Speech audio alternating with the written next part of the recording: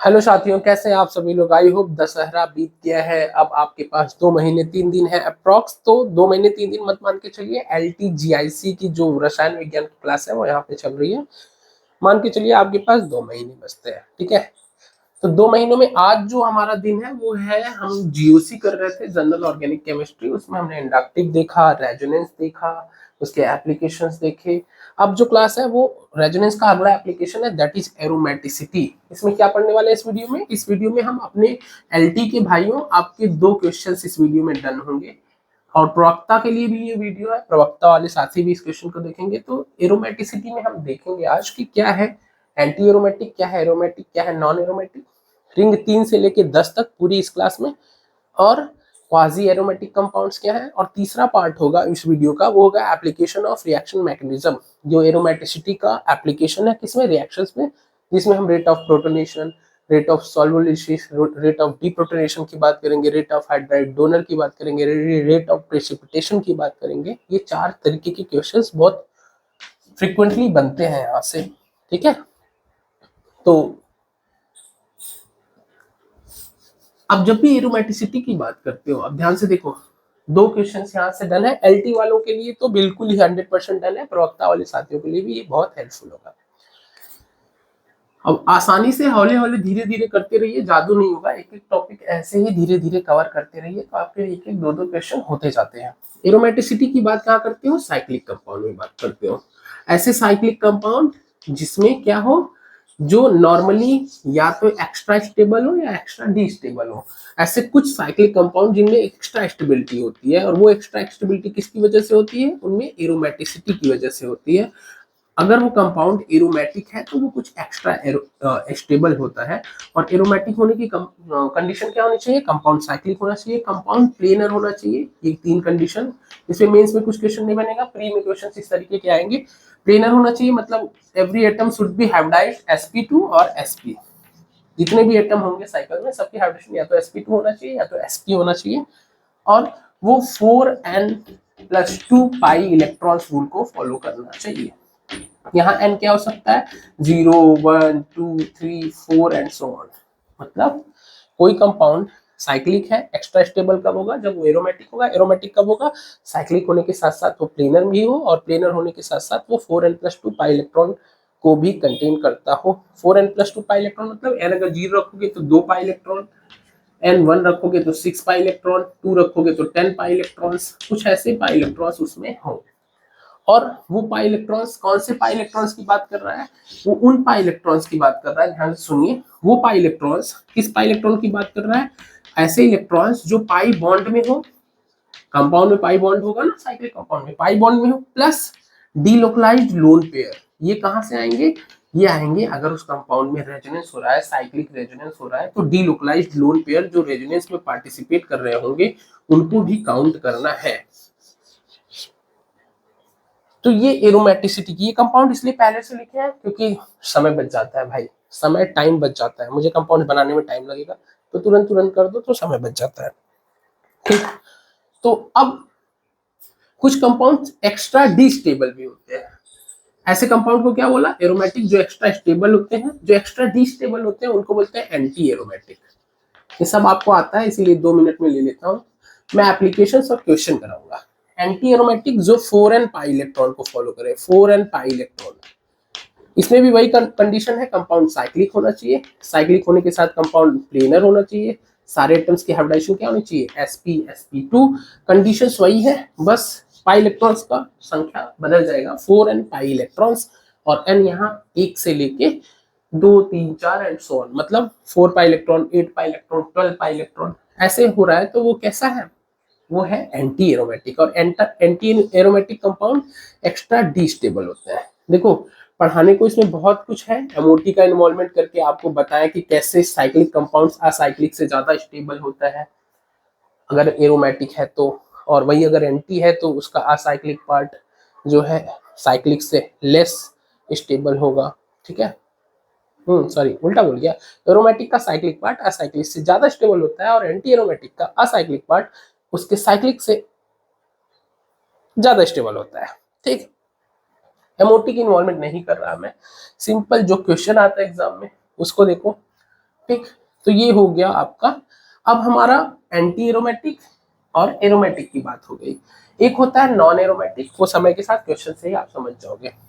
सबसे ज्यादा स्टेबल होता है एरोमेटिक साइक्लिक कंपाउंड, उसके बाद नॉन एरोमेटिक, उसके बाद एंटी एरोमेटिक। ये ऑर्डर भी आ सकता है।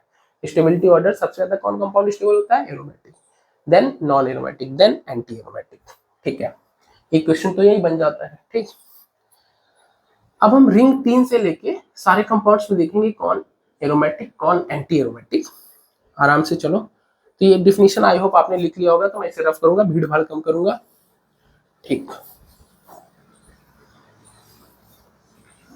आराम से कोई टॉपिक किया करो, कोई जल्दी नहीं है। ठीक है, अब देखो हम रिंग 3 से स्टार्ट करते हैं।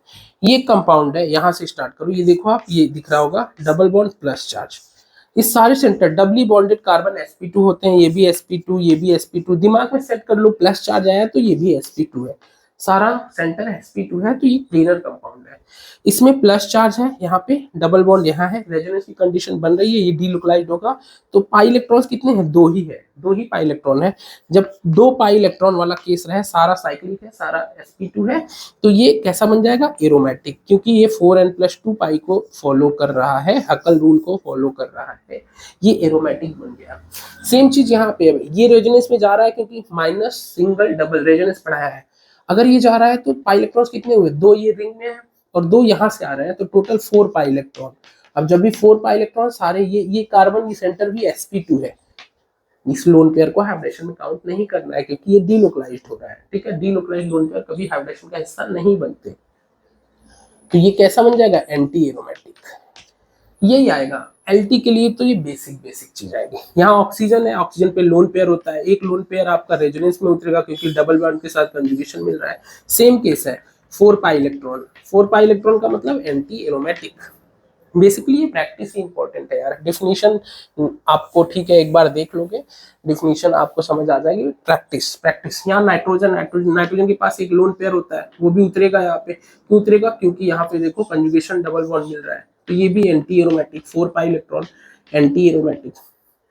हाइब्रिडेशन आपको मालूम होना चाहिए। कार्बन sp2 डबली बॉन्डेड, ये नाइट्रोजन देखो, नाइट्रोजन 1 सिग्मा 2 सिग्मा 3 हाइड्रोजन के साथ तीसरा है, 3 सिग्मा के साथ ये sp2 है।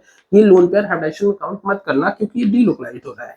कॉन्सेप्ट बार बार देखो रिवाइज हो रहा है। ठीक है, ये देखो sp2 यहाँ कुछ भी नहीं है। कुछ भी नहीं होने का मतलब यहाँ 2 हाइड्रोजन होंगे। जब इस तरीके की सीन हो गया तो यहाँ 4 सिग्मा बन गया sp3। जब भी कोई कार्बन सेंटर sp3 आ जाए तो अब ये प्लेनर नहीं रहा। इस कंडीशन में ये नॉन एरोमेटिक हो जाएगा। कैसा हो जाएगा? Non aromatic. नॉन एरोमेटिक में कोई ना कोई सेंटर sp3 हो जाता है। ठीक है, कोई ना कोई सेंटर। जब भी ये रेडिकल रहे, रेडिकल ध्यान से देखो, रेडिकल ये आपको दे दिया वर्क मैंने, मुझे बताओ एक क्वेश्चन मैंने, अगर आप वीडियो देख रहे हो तो रेडिकल वाले पार्ट को मैंने आपका होमवर्क दे दिया। हिंट देता हूँ, या तो ये एंटी होगा या तो नॉन एरोमेटिक होगा। एंटी या तो नॉन एरोमेटिक। मुझे बताओ रेडिकल क्या होगा? मैं हिंट दे रहा हूँ, नॉन एरोमेटिक। क्या होगा? Non aromatic. कमेंट सेक्शन में प्लीज आप बोलना, सर 3 का रिंग एक सेंटर पे रेडिकल है, क्या होगा? एंटी या नॉन एरोमेटिक? कमेंट सेक्शन में छोड़ो, इससे मुझे पता चलेगा आप पढ़ रहे हो या नहीं पढ़ रहे हो। यहाँ देखो बोरॉन आ गया तीसरा सेंटर। बोरॉन को हमेशा ट्रीट करना है as a plus charge, as a plus charge, क्योंकि बोरॉन के पास हमेशा देखो 1 sigma 2 sigma 3 sigma, boron sp2 है, इसको ऐसे ही ट्रीट करना प्लस। इसके पास एक एमटीपी का ऑर्बिटल खाली पड़ा है, जिसके साथ रेजोनेंस करेगा ये डबली बॉन्ड आपका जो पाई इलेक्ट्रॉन्स है। ठीक, तो टोटल कितने पाई इलेक्ट्रॉन्स होंगे? 2 पाई इलेक्ट्रॉन्स। रिंग में रेजोनेंस हो रहा है, ये एरोमेटिक बन जाएगा। सारा सेंटर कैसा है? sp2। आई होप ये 3 की रिंग की कहानी आपको क्लियर है। देखो लिखने से क्या हुआ, फटाफट हो गया ना। ठीक, तो एलटी के लिए तो इतना ही इनफ है, इससे ज्यादा कुछ नहीं। प्रवक्ता के लिए भी इतना इनफ है। यही चीज 4 की रिंग में लगाओ। इधर देखो 4 की रिंग है, डबल बॉन्ड, सारा कार्बन sp2 sp2 sp2, एक pi bond 2 pi bond, total 4 pi electron. अब जब भी 4 पाई इलेक्ट्रॉन में रहते हैं, सारा सेंटर साइक्लिक, रेजोनेंस सब कुछ sp2, ये बन जाता है एंटी एरोमेटिक। Anti aromatic. यहाँ देखो प्लस चार्ज है 2 सेंटर पे। प्लस का मतलब sp2 sp2 sp2 sp2, लेकिन सिर्फ पाई इलेक्ट्रॉन्स कितने हैं? 2। जब भी 2 पाई इलेक्ट्रॉन्स, आपको पाई इलेक्ट्रॉन से काउंट करने पे मेहनत करनी है, समझ लो, ये एरोमेटिक हो जाएगा। ये आपको तब आएगा जब आपको रेजोनेंस आता रहेगा, जब आपको पता होगा क्या होता है डी लोकलाइज्ड लोन पेयर, क्या होता है लोकलाइज्ड, तब भी आएगा। जैसे इधर देखो ये भी रेजोनेंस में है, ये भी रेजोनेंस में है, तो टोटल दो दो चार और यहाँ दो, 6 पाई इलेक्ट्रॉन्स आ गए। 6 पाई इलेक्ट्रॉन्स आ गए तो ये किसका केस बन जाएगा, एरोमेटिक का। 2 6 10 14 ये सब क्या होते हैं, एरोमेटिक। तो पाई इलेक्ट्रॉन ही तो काउंट करना है आपको। सारा सेंटर sp2 sp2, ये sp2 ऑक्सीजन, ऑक्सीजन के पास 2 लोन पेयर है, एक लोन पेयर रेजोनेंस में उतरता है, हमेशा ध्यान से देखो। बोरॉन को एज ए ट्रीट करना है प्लस चार्ज, मतलब उस सेंटर को मानना है sp2। अब यहाँ sp2, यहाँ भी sp2, ये ऑक्सीजन भी sp2 है, कैसे पता, 2 सिग्मा प्लस एक लोन पेयर। एक लोन पेयर कहाँ गया, एक लोन पेयर रेजोनेंस में गया, उसको काउंट नहीं करना। रेजोनेंस में गया तो ये लोन पेयर प्लस ये 2 पाई बॉन्ड, टोटल कितना साइक्लिक रेजोनेंस में इन्वॉल्व है, 4 पाई इलेक्ट्रॉन। और अगर ऐसा है तो ये क्या बन जाएगा, एंटी एरोमेटिक। आई होप आपको क्लियर है। ये चौथे कंपाउंड में ये भी लिखा है, देखो जल्दी जल्दी प्रैक्टिस के लिए हो जा रहा है, ठीक है। ये इस तरह कंपाउंड लिखते हैं। अब जब इस तरह है तो देखो ये तो रेजोनेंस में जा रहा है, 4 पाई इलेक्ट्रॉन लिख सकते हो, ये sp2 ये sp2 ये भी sp2, लेकिन ये सेंटर देखो 2 हाइड्रोजन हो गए तो sp3 है। अगर एक भी सेंटर sp3 हुआ तो ये नॉन एरोमेटिक हो जाएगा। कैसा हो जाएगा, नॉन एरोमेटिक। चलो 3 की रिंग में बात हो गई, 4 की रिंग में बात हो गई। तो ऐसे धीरे धीरे आप प्रैक्टिस करो, ये चीजें मैक्सिमम बच्चों को आती होंगी। फिर भी मेरे जो पढ़ा रहा हूँ मैं ऑर्गेनिक, उसमें एरोमेटिक बीच में आ रहा है, तो बच्चा कभी भी वीडियो देखो तो कम से कम उसको एक ऑर्डर में चीजें मिले कि सर पहले सर ने इंडक्टिव पढ़ाया, रेजोनेंस पढ़ाया, हाइपर कंजुगेशन भी बचा हमारा, ठीक। रेजोनेंस के एप्लीकेशन पढ़ा है, उसके बाद सर एप्लीकेशन पे ही चल रहा है, एरोमेटिसिटी पढ़ा रहा है। इसके बाद एक क्लास होगी acid base chemistry, then start हो जाएगा intermediate carbocation carbanion, then reaction mechanism.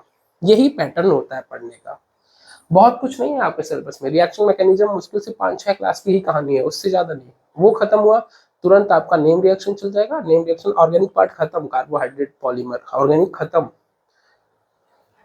तो ज्यादा टेंशन नहीं लेना, ये प्रैक्टिस आप खुद से करो, ठीक है। लगातार आप इस तरह करोगे, प्रैक्टिस करोगे, इससे बाहर नहीं जाएगा यार। एरोमेटिसिटी एलटी के लिए, प्रवक्ता के लिए भी यही पूछता है। प्रवक्ता में बस इसका एप्लीकेशन, ये क्वेश्चंस दे देगा, rate of solvolysis, rate of precipitation, rate of deprotonation, sorry deprotonation, rate of hydride donor. अभी हम क्वेश्चन देखते हैं, ठीक है। क्वेश्चंस ऐसे ही आते हैं, ठीक है। चलो 5 की रिंग में देखो, ये 5 की रिंग को देखो, खुद प्रैक्टिस करना, बना लो ये सारे कंपाउंड्स, इससे ज्यादा कुछ नहीं। एलटी के लिए तो मैं बोल रहा हूँ, सिर्फ एनसीईआरटी में जितने कंपाउंड दिए वही देख लो। देखो 5 की रिंग में सारा plus, sp2 sp2 sp2 sp2 plus वाला sp2, लेकिन इसमें पाई इलेक्ट्रॉन रेजोनेंस में कितने इन्वॉल्व है, 4। देखो कंजुगेशन है ना, double single plus double single plus, 4 pi electron जब भी होंगे तो ये एंटी एरोमेटिक हो जाएगा। अब ये सब कर सकते हो, ये सारा कुछ आप काउंट करो, ठीक है। इस तरह यहाँ रेडिकल है, यही तो मैंने होमवर्क दे दिया, इसको नॉन एरोमेटिक घोषित करना जब भी रेडिकल हो, ठीक है। यहाँ पे देखो नाइट्रोजन पे लोन पेयर होगा, वो इन्वॉल्व होगा ही होगा। अगर वो इन्वॉल्व हो रहा है रेजोनेंस में, टोटल पाई इलेक्ट्रॉन कितने हो जाएंगे, 2 पाई बॉन्ड में, और एक रेजोनेंस से आ रहा है लोन पेयर, तो 6 पाई इलेक्ट्रॉन। साइक्लिक है, sp2 है, तो एरोमेटिक। प्रैक्टिस करो, इस लेक्चर को एज अ प्रैक्टिस लो, ठीक। थ्योरी कुछ नहीं लिखवा रहा, कुछ नहीं पढ़ा रहा। इसमें देखो 4 यहाँ से आ जाएंगे, 2 यहाँ से आ जाएगा, टोटल 6 पाई इलेक्ट्रॉन, ये भी एरोमेटिक हो गया। ये खुद करो आप, ठीक है, खुद करो। खुद जब आप करोगे तो आपको चीजें समझ में आएंगी। 4 की रिंग, 5 की रिंग, खुद करो, ठीक। ये खुद से करो। देखो हमेशा बोरॉन बताता हूँ, बोरॉन का मतलब प्लस चार्ज मान के चलो, तो ये कितने पाई इलेक्ट्रॉन जाएंगे, 4 पाई इलेक्ट्रॉन। सारा centre sp2 sp2 sp2 sp2, ये बोरॉन भी sp2 3 सिग्मा के साथ, ये एंटी एरोमेटिक हो जाएगा। इसी में एक कंपाउंड ऐसा लिख दूं, ये देखो ऐसा लिख दूं, तो इधर भी 4 पाई इलेक्ट्रॉन है, लेकिन ये सेंटर, इस पे कुछ भी नहीं है लिखा हुआ है, ना रेडिकल है ना प्लस है, कुछ भी। जब इस तरीके का सीन रहे तो ये सेंटर sp3 होगा, और sp3 हो गया तो नॉन एरोमेटिक। कैसा हो जाएगा, नॉन एरोमेटिक। और हमेशा ना प्रवक्ता वाले भाइयों, आप ना ऑर्डर भी याद रखना, सबसे ज्यादा स्टेबल होता है एरोमेटिक, इसके बाद होता है नॉन एरोमेटिक। एमओटी से ये चीज बता सकते हो, मैं उसको इन्वॉल्व नहीं कर रहा, वो उसकी जरूरत इस एग्जाम के लिए नहीं है। एमओटी को इन्वॉल्वमेंट करने की कोई जरूरत नहीं है, ठीक है। ये तो 5 की रिंग तक ये हो गया। टाइम हमारा कितना लगा इसको करने में, देखते हैं, 15 मिनट में। इससे ज्यादा प्रैक्टिस कोई जरूरत नहीं है, कोई जरूरत नहीं है इससे ज्यादा, ठीक है। 6 का कंपाउंड एल्टी वाले भाइयों, आप बस इतना देख लो, रिंग, बेंजीन रिंग। ये देखो sp2 इसमें एक हाइड्रोजन भी है, कई बच्चों को हाइड्रोजन नहीं दिखता, सबके पास एक हाइड्रोजन भी है, ठीक है। एक बार मैंने एक कंपाउंड क्लास में बनाया, हाइड्रोजन दिखा दिया, उसको आदत थी बस बेंजीन में ये डब्बा बनाने का, हाइड्रोजन नहीं देखने का, तो पहचान नहीं पाया कंपाउंड कौन सा है। तो इसमें देखो सारे सेंटर्स sp2 है, सारे सेंटर्स sp2 है, 6 पाई इलेक्ट्रॉन है टोटल, 3 पाई बॉन्ड के थ्रू रेजोनेंस में है, साइक्लिक रेजोनेंस में है, तो ये एरोमेटिक है। कैसा है? एरोमेटिक। चलो इसको भी आप बताना। चलो अगर आप लेक्चर देखते हो तो मैंने एक जगह ट्रिपल बॉन्ड कर दिया, इसको बताओ ये क्या है, एरोमेटिक या एंटी एरोमेटिक? ये आप मुझे बताना, ठीक है, ये प्लीज आप मुझे बताना, ठीक है। ये कंपाउंड क्या है, कैसा है, ठीक। इसकी चर्चा हम कर देंगे। नाम बताना इसका, कमेंट सेक्शन में छोड़ना। आप एक्चुअली देखते हो नहीं देखते हो, कहाँ से देख रहे हो, मुझे कुछ पता नहीं चलता, आप कमेंट तो करते नहीं, प्लीज लेक्चर देखा करो तो कमेंट कर दिया करो, उससे क्या होगा, मुझे मोटिवेशन आता है कि मैं लेक्चर को कंटिन्यू रखूं। इतनी सी तो डिमांड है आपसे। मान लो यहाँ मैंने प्लस चार्ज लगा दिया, ठीक, यहाँ लगा दिया प्लस चार्ज, ये डबल बॉन्ड दे दिया। अब इसको कैसे देखोगे, ये प्लस चार्ज लगाने की वजह से sp2 sp2 sp2 sp2, लेकिन ये 2 पाई इलेक्ट्रॉन से 4 ही इलेक्ट्रॉन आए ना, 4 पाई इलेक्ट्रॉन 2 पाई बॉन्ड के थ्रू, तो टोटल ये क्या बन जाएगा, एंटी एरोमेटिक। मान लो ये कंपाउंड मैंने ऐसे लिखा होता, प्लस चार्ज, यहाँ पे कुछ नहीं लिखा, इसका मतलब यहाँ 2 हाइड्रोजन है, ये सेंटर sp3 हो गया, sp3 हो गया, तो ये नॉन एरोमेटिक। कुछ भी केस आप बना सकते हो, यहाँ माइनस चार्ज दे दिया, ठीक, यहाँ प्लस चार्ज दे दिया, डबल बॉन्ड डबल बॉन्ड। अब देखो plus sp2 sp2 sp2 sp2 sp2 minus, ये चूंकि रेजोनेंस में जाएगा, कंजुगेशन मिल रहा है, तो ये भी sp2 है, रेजोनेंस में जा रहा है, इसका मतलब सिर्फ एक हाइड्रोजन लगा है, 3 सिग्मा के साथ ये sp2 है, माइनस में जा रहा है, तो टोटल पाई इलेक्ट्रॉन कितने होंगे, 4 यहाँ पे है, 2 यहाँ से आ रहे हैं, टोटल 6 पाई इलेक्ट्रॉन। अब जब ऐसा केस बन गया तो ये एरोमेटिक बन गया, इसमें कुछ टेंशन नहीं लेना है, आप खुद से बना सकते हो सारे केसेस। बोरॉन लगा दो, यहाँ नाइट्रोजन लगा दो, बोरॉन के साथ एक हाइड्रोजन होगा, नाइट्रोजन के साथ एक हाइड्रोजन होगा, ये केस बन गया। अब बोरॉन का मतलब प्लस चार्ज, मैंने बोला बोरॉन sp2 है, एक प्योर पी ऑर्बिटल खाली पड़ा है, इसको ट्रीट किया करो एज अ प्लस चार्ज, ठीक। नाइट्रोजन के पास लोन पेयर होगा, ये लोन पेयर रेजोनेंस में जाएगा क्योंकि कंजुगेशन मिल रहा है, टोटल 6 पाई इलेक्ट्रॉन। जो लोन पेयर रेजोनेंस में जाए उसको हाइड्रेशन में काउंट मत करना, वो प्योर पी ऑर्बिटल के थ्रू ही रेजोनेंस करता है ओवरलैपिंग से, ठीक। ये एरोमेटिक। आपको ये नहीं समझ आ रहा है तो आप कमेंट करना, समझ आ रहा है तो भी कमेंट करना, और इस तरह से क्वेश्चंस की प्रैक्टिस करो, ठीक है। 6 की मेंबर की रिंग इस तरह देख लो, क्वेश्चंस किस तरह आते हैं, क्वेश्चंस पे जल्दी आएंगे, लेकिन एक बार 6 7 8 थोड़ा थोड़ा सा देख लो, ठीक, ज्यादा डिटेल नहीं, थोड़ा सा देख लो। 7 की रिंग का तो बड़ा फेमस सा है कंपाउंड, 7 की रिंग का फेमस कंपाउंड में लिख रहा हूँ, ठीक। 7 की रिंग का बड़ा फेमस कंपाउंड है, यहाँ प्लस चार्ज लगा दिया, और ये बस ये 2 कंपाउंड आप ध्यान रखना 7 की रिंग का, बस ये 2 कंपाउंड याद रखना, ठीक। 7 की रिंग में बस ये 2 कंपाउंड याद रखना, ठीक है। देखो 7 की रिंग में जब एक प्लस चार्ज है, सारा sp2 है, 6 पाई इलेक्ट्रॉन है, ठीक है, इस केस में ये एरोमेटिक होगा, एरोमेटिक। लेकिन जब यही माइनस आ जाता है तो 6 पाई इलेक्ट्रॉन, देखो 6 पाई इलेक्ट्रॉन और ये लोन पेयर रेजोनेंस में, अगर टोटल आप 8 पाई इलेक्ट्रॉन बोल के इसे एंटी एरोमेटिक बोल सकते थे, लेकिन ये एंटी एरोमेटिक नहीं होता, याद रखना ये केस नॉन एरोमेटिक होता है, क्योंकि ये एक्चुअली जो आपका ये वाला पार्ट है, जब इसका आप ये वाला स्ट्रक्चर बनाओगे, ठीक है, तो आप बस इतना याद रखो, ये कंपाउंड नॉन प्लेनर होता है। एल्टी के लिए, प्रवक्ता के लिए कंपाउंड कैसा होता है, नॉन प्लेनर। ये माइनस वाला पार्ट है, या ऐसा कोई कंपाउंड जिसके पास लोन पेयर हो, जिसके पास लोन पेयर हो या माइनस हो, कुछ भी हो, 8 पाई इलेक्ट्रॉन बना रहा है, ये आउट ऑफ प्लेन होता है, ठीक, आउट ऑफ प्लेन होता है, तो प्लेन ये कंपाउंड नॉन प्लेनर हो जाता है, जिसकी वजह से हम इसको क्या बोलते हैं, नॉन एरोमेटिक बोलते हैं।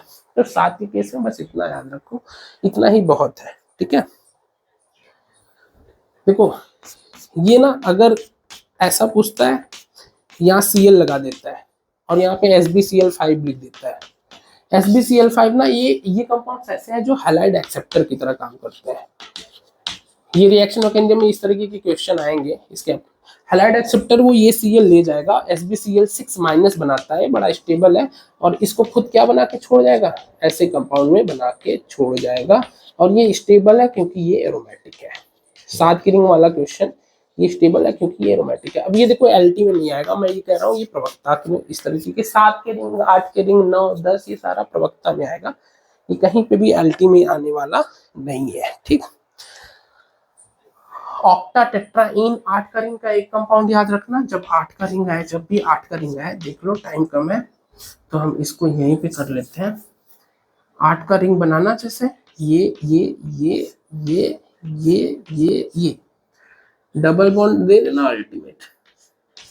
8 का रिंग में आप बोल सकते हो ना इसमें टोटल 4 पाई बॉन्ड है, 8 पाई इलेक्ट्रॉन है, एंटी एरोमेटिक होना चाहिए, लेकिन ये कंपाउंड भी नॉन प्लेनर होता है और ये भी नॉन एरोमेटिक होता है। एक ही वीडियो में सारा रिंग में करा दे रहा हूँ। ठीक, दूसरी वीडियो जो अभी मैं अपलोड कर दूंगा उसमें क्वाजी एरोमेटिक और एप्लीकेशंस के क्वेश्चंस और एरोमेटिक के क्वेश्चंस आप देख लीजिए।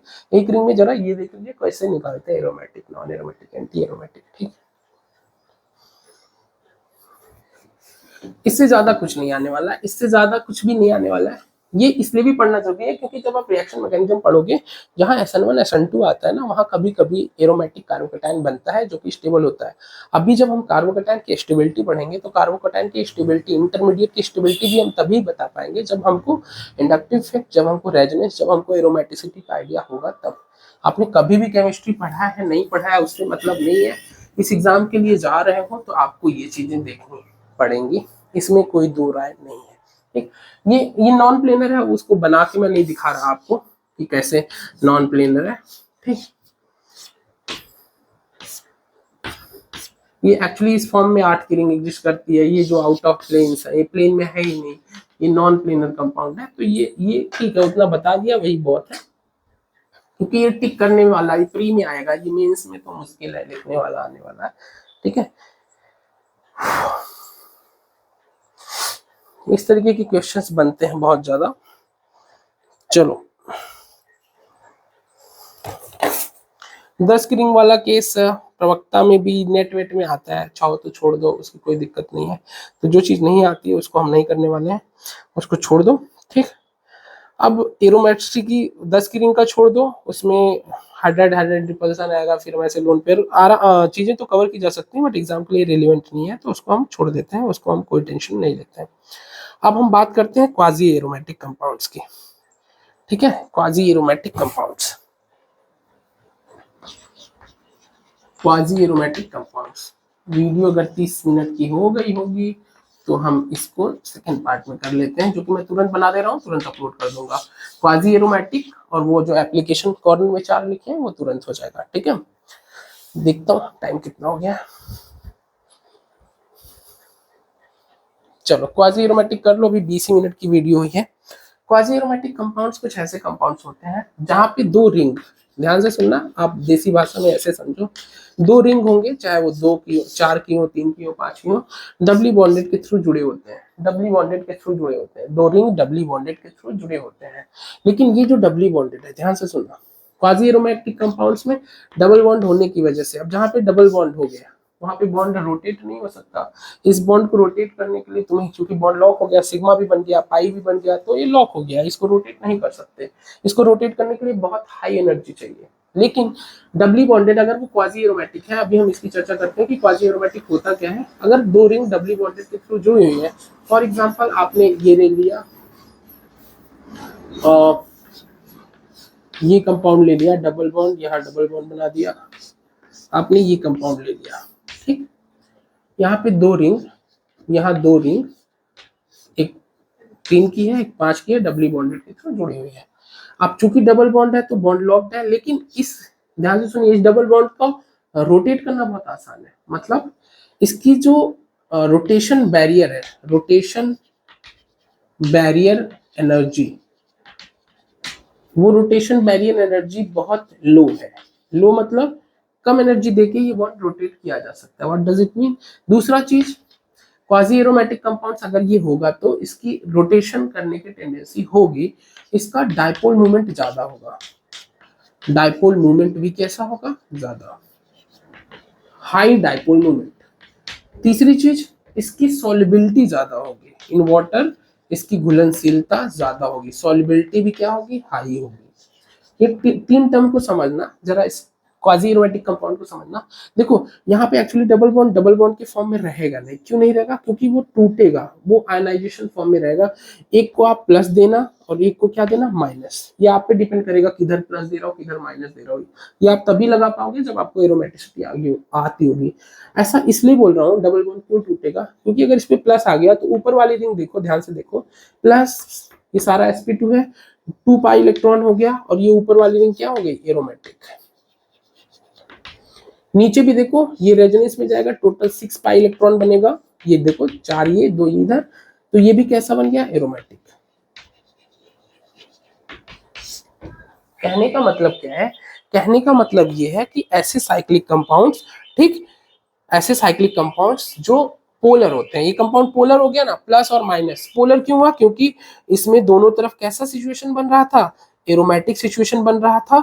तो इसका जो डाइपोल मोमेंट है वो बहुत ज्यादा होगा, इसकी सॉल्बिलिटी पानी में ज्यादा होगी, और ये कैसा होगा, पोलर होगा। तो ये आप पे निर्भर करेगा कि आप उसको देख पाओगे कि नहीं। जैसे इस क्वेश्चन को ही मैंने दिया था, डबल बॉन्ड ये कुछ इस तरह से था, दो साइक्लिक कंपाउंड्स, ये इस तरह एग्जिस्ट ना करके इस तरह एग्जिस्ट करेगा। क्यों, क्योंकि ये क्वाजी एरोमेटिक कंपाउंड है। क्वाजी एरोमेटिक का कंपाउंड का मतलब कि ये आपका कंपाउंड कैसा होगा, पोलर होगा। पोलर होने का मतलब एक तरफ प्लस देना एक तरफ माइनस देना। किस तरफ प्लस माइनस दोगे ये आप पे डिपेंड करेगा। चलो ये अभी आपको समझ में आ जाएगा। क्वाजी एरोमेटिक कंपाउंड्स का डाइपोल मोमेंट क्या होता है, ज्यादा होता है, हाई होता है। दूसरा, इनकी double bond rotation energy barrier कम होता है, कम एनर्जी पे ये रोटेट होते हैं, क्योंकि ये डबल बॉन्ड रह नहीं गया ना यार, ये सिंगल की तरफ चला गया, टूट गया, एक प्लस एक माइनस। इनकी सॉल्युबिलिटी वाटर में कैसी होती है, हाई होती है। तो क्वाजी एरोमेटिक कंपाउंड्स की ये प्रॉपर्टीज बेसिक आपको मालूम होनी चाहिए। अब हम देख लेते हैं क्वाजी एरोमेटिक कंपाउंड्स के कुछ क्वेश्चंस देख लेते हैं, ठीक।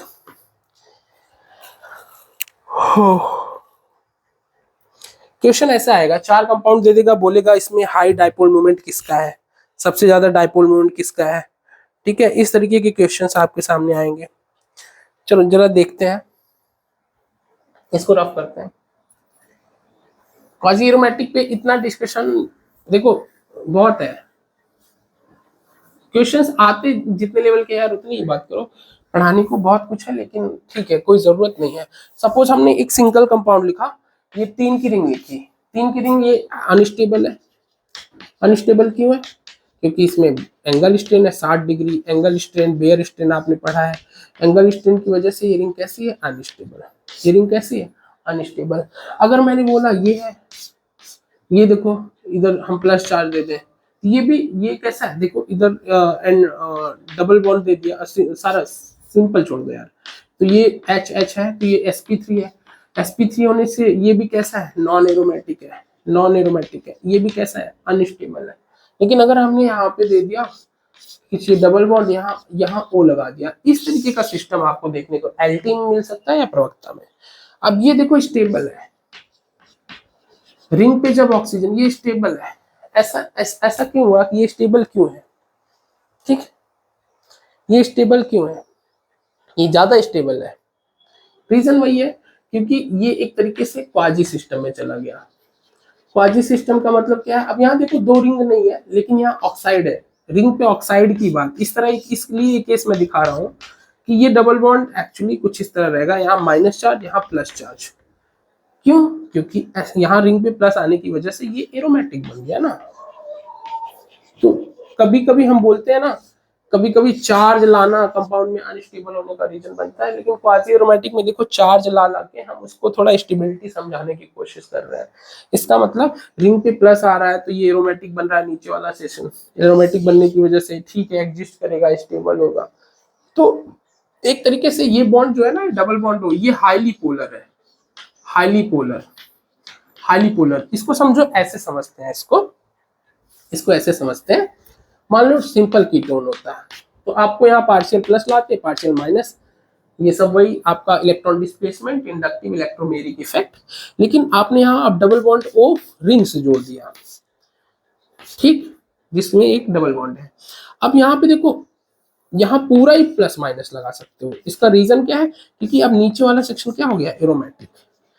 तो दोनों में सीओ बॉन्ड है, यहाँ भी सीओ बॉन्ड है, यहाँ भी सीओ बॉन्ड है। कौन ज्यादा पोलर है, नीचे वाला, क्योंकि ये एक तरीके से क्वाजी वाले सिस्टम में आ गया, ठीक है।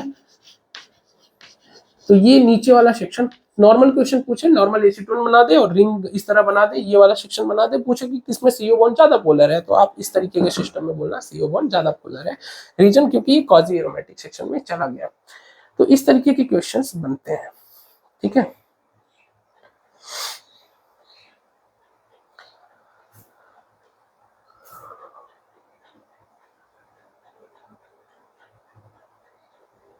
चलो एक क्वेश्चन देखते हैं, इसी से रिलेटेड क्वाजी एरोमेटिसिटी की थोड़ी सी चर्चा मैं कर रहा हूँ। क्वेश्चंस लूंगा, जो दूसरा पार्ट पढ़ाऊंगा उसमें क्वेश्चंस लूंगा और उसके एप्लीकेशन पे क्वेश्चन कराऊंगा। एक क्वेश्चन है मेरे पास, सिंपल क्वेश्चन है, यही क्वेश्चन ले लो, यही ले लो, नया क्वेश्चन मत उठाओ, यही ले लो, यही क्वेश्चन ले लो, ठीक, यही क्वेश्चन ले लो।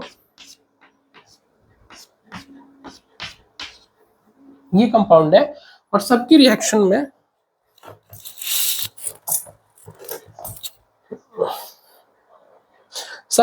में लिथियम एल्युमिनियम हाइड्राइड से करा रहा हूँ, LiAlH4।